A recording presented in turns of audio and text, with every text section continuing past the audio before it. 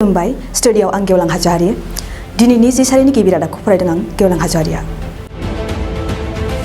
आसामाव कभिड-19 नि गोहोमा जोबथारनायखौ आसामनि गिबि मन्थ्रि डक्टर हिमन्त बिश्व शर्मा बिथाङा मिथिहोदों।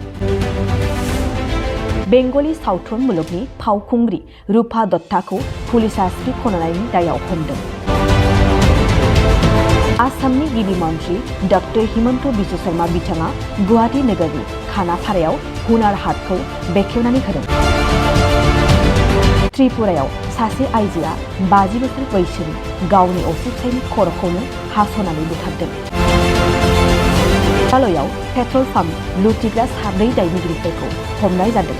लोगोआव दायनिगिरिफोरनिफ्राय आयेन बेरेखा हाथियारफोरखौ हमफानो मोननाय जादों। आसामाव बाला अन्थाइ, रड, इटा, सिमेन्ट बायदिनि बेसेन बारायनायखौ नुनो मोन्दों। इउक्रेननि मोनसे सहर इफ्रिनाव इउएसएनि सासे खौरांगिरिया रासिया सेनानि आखायाव जिउ गोमानांनायखौ मिथिहोदों।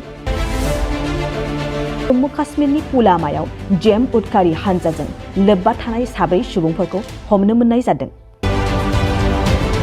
मानसि बुथारनायाव लोब्बा थानाय अलिम्पिकआव खेबनै देरहासार जानाय सुशील कुमार बिथांखौ जोबथेसालिनिफ्राय नेशनेल केपिटेल तिहार जोबथेसालियाव सासे कच हिसाबै दैथायहरनाय जाबाय।